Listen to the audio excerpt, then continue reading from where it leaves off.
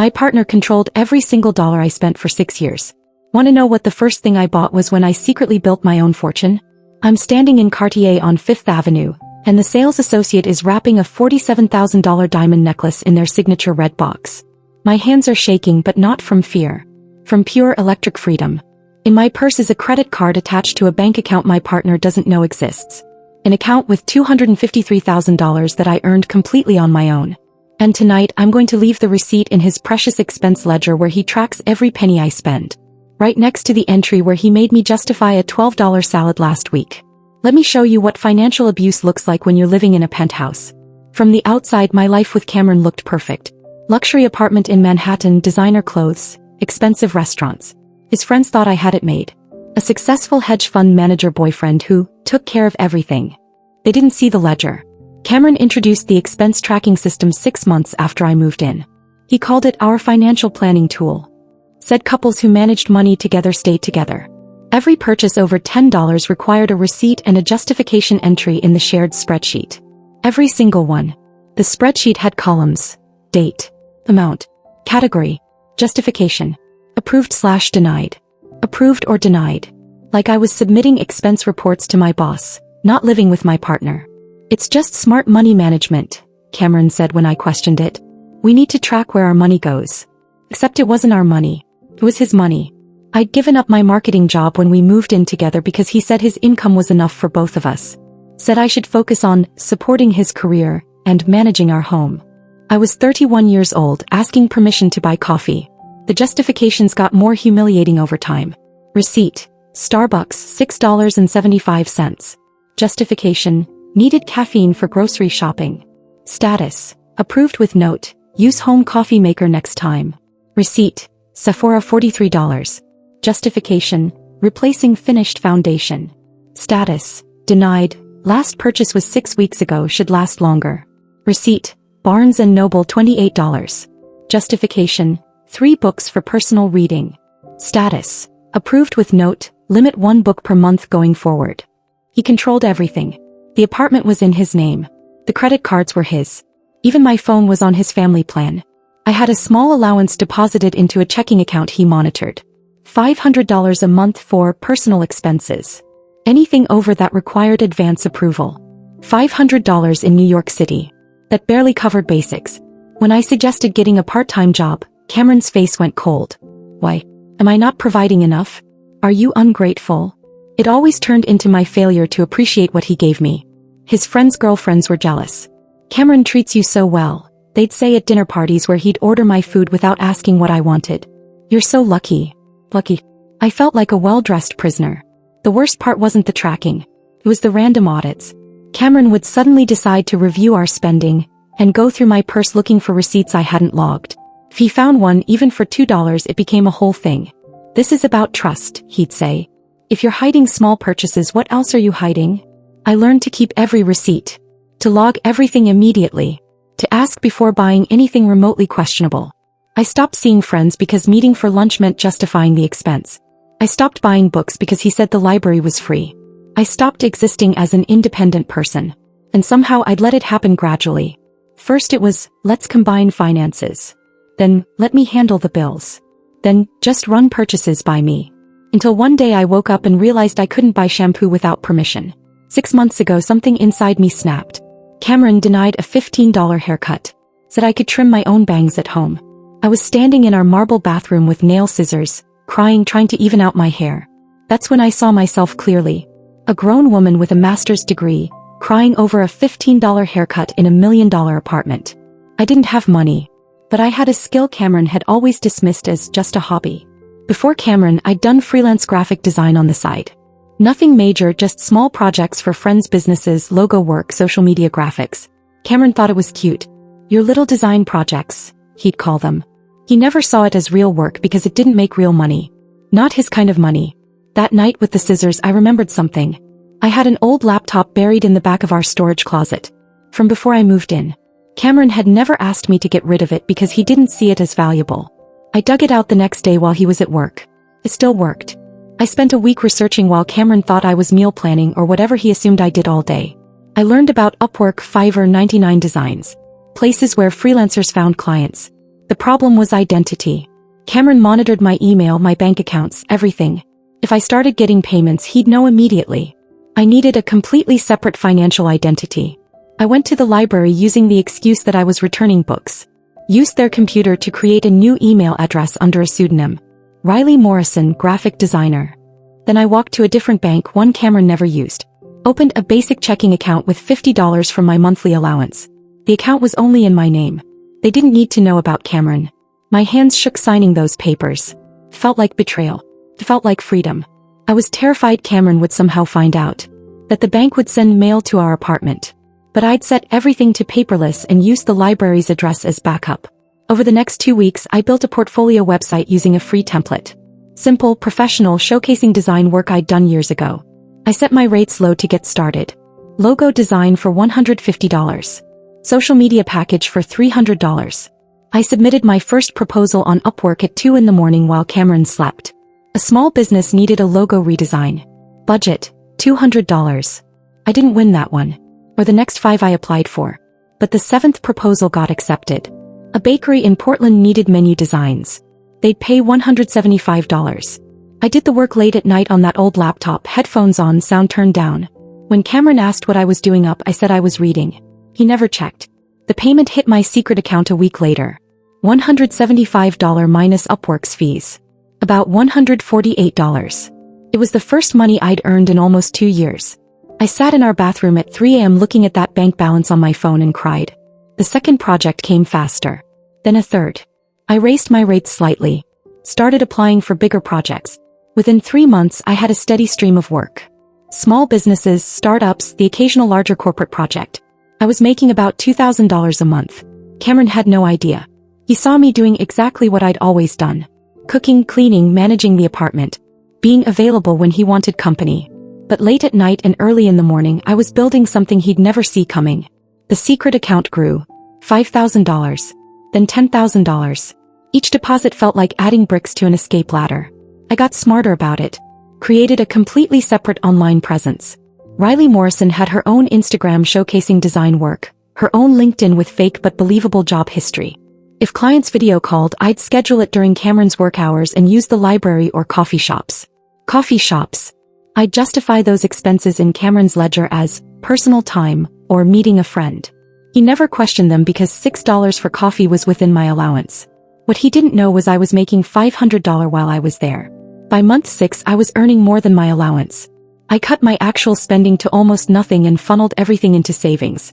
The account hit $25,000 and I started researching apartments. Small studios in less fancy neighborhoods. Places I could afford on my freelance income. But I wasn't ready yet. I needed more cushion. More security. Enough that I could leave and never worry about crawling back. I raised my rates again. Started taking on bigger projects with bigger budgets. A website redesign for $3,000. A complete branding package for $5,000. Cameron asked once why I seemed happier. I told him I'd started meditating. He nodded approvingly and went back to his market reports. He had no idea I was meditating on my escape plan. Month 9, the account hit $50,000. Month 12, $100,000. I was working like crazy, but the exhaustion felt different than the exhaustion of submission. This was purposeful. This was mine. I landed a huge project. A startup rebranding that paid $15,000. The client loved my work and referred me to 3 other companies. 18 months after I started, my secret account had $178,000. I started actually planning the exit. Found an apartment in Brooklyn, smaller but mine. Calculated my monthly expenses without Cameron. Realized I was making enough to support myself completely. But I wanted to hit $250,000. It was arbitrary, but it felt significant. Enough to walk away and never look back. Enough to rebuild completely on my own terms. I reached it on a Tuesday. A payment came through for a major project, and the balance ticked over. $253,840. I sat in the library staring at my phone screen. That number represented 20 months of secret work. Of waking at 5 a.m. Of lying. Of building a parallel life. That's when I decided exactly how I was going to leave. Cameron loved expensive things. Not because he appreciated them, but because they signaled status. He wore a Rolex he never looked at. Drove a car he never enjoyed. Lived in an apartment he treated like an investment, not a home. But there was one thing he'd always said was a waste of money. Fine jewelry that wasn't an investment piece. I'd admired a Cartier necklace once in a magazine. He'd laughed. $40,000 for diamonds you'd wear twice? Terrible ROI. Return on investment. That's how he saw everything. I made an appointment at Cartier for a Wednesday afternoon. Told Cameron I was getting my hair done. Which wasn't a lie. I was also doing that using my own money. The sales associate was a woman named Michelle who'd helped me when I'd browsed months ago, dreaming. She remembered me. Are we looking at the same piece? She asked with a knowing smile. We're buying it. Her eyebrows raised slightly. Excellent choice. The necklace was extraordinary. Platinum and diamonds in a delicate geometric design. Elegant. Timeless. Completely impractical. Perfect. How would you like to pay? I handed her my credit card. The one attached to Riley Morrison's account. Michelle processed it without drama. Rich people bought expensive jewelry all the time. She had no idea this purchase was an act of revolution. $47,200 including tax. She placed it in Cartier's signature red box, tied with white ribbon. Included the receipt in an envelope. Would you like to wear it out? Not yet. But soon. I went to the hair salon after, got the cut and color I actually wanted. $380 paid with the same card. Then I went to a nice restaurant and had a solo lunch. Ordered wine. Dessert. $150. I wasn't hungry. I just wanted to spend money without justification. That evening I came home before Cameron. Took the Cartier box to our bedroom and placed it in my nightstand drawer. Then I took the receipt and did something that made my heart pound.